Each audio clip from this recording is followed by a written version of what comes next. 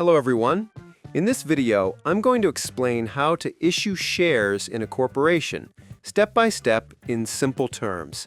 Issuing shares is one of the most important actions a corporation takes because it defines who owns the company, how much ownership each person holds, and how decisions are distributed among shareholders.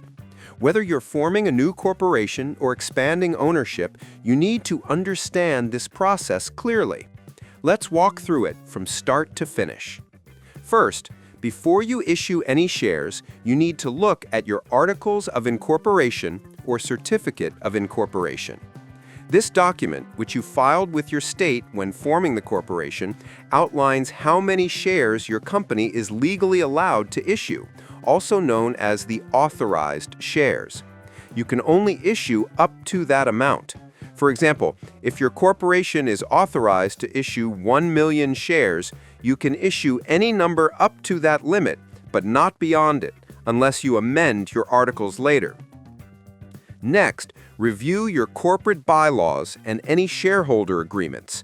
These internal documents often describe the procedure for issuing shares, such as who has authority to approve new issuances, usually the board of directors.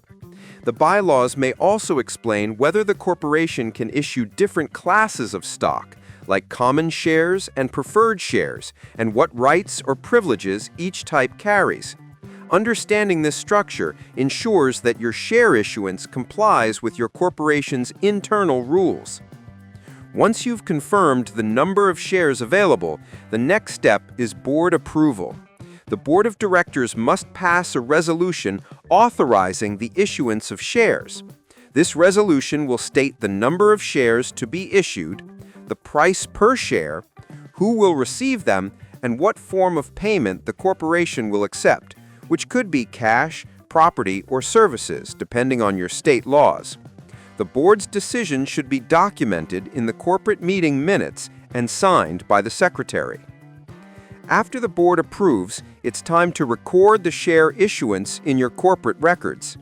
Every corporation must maintain a stock ledger, a document or database that tracks each shareholder's name, address, number of shares owned, and the date of issuance.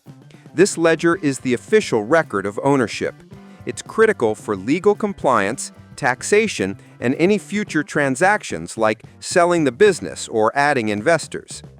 Next, you'll need to prepare and issue stock certificates, unless your corporation uses electronic or uncertificated shares, which are allowed in many states. Traditional stock certificates include important details, such as the corporation's name, the shareholder's name, the number of shares issued, the class of shares, and signatures from authorized officers, usually the president and secretary. These certificates are then delivered to shareholders as proof of ownership. If you're issuing electronic shares, the information is recorded digitally and confirmed through an official statement or email. Now let's talk about the price of shares. The value or price per share must be set by the board when the shares are issued. This could be a nominal amount, such as $1 per share, or a higher valuation depending on your corporation's worth. What's important is that the corporation receives adequate consideration, meaning the shareholder pays fair value for the stock, whether in cash, property, or services rendered. This ensures the issuance is legally valid and not considered a gift. After shares are issued, you must update all corporate and tax records. If your corporation has more than one shareholder, you may be required to file information with your state or the IRS to reflect the change in ownership. For instance, S corporations must ensure they have no more than one class of stock and that all shareholders are eligible under IRS rules. You may also need to report any share issuance when filing annual reports with your state. It's also good practice to inform shareholders of their rights and responsibilities, including voting rights, dividend rights, and any restrictions on transferring shares. Many corporations include these details in shareholder agreements to prevent future disputes. To summarize, issuing shares in a corporation involves 6 main steps: confirm your authorized shares, review your bylaws, get board approval, record the issuance in your stock ledger, issue stock certificates or electronic shares, and update all relevant corporate and tax records. By carefully following these steps, you ensure that your corporation stays compliant with state laws, maintains accurate ownership records, and operates transparently.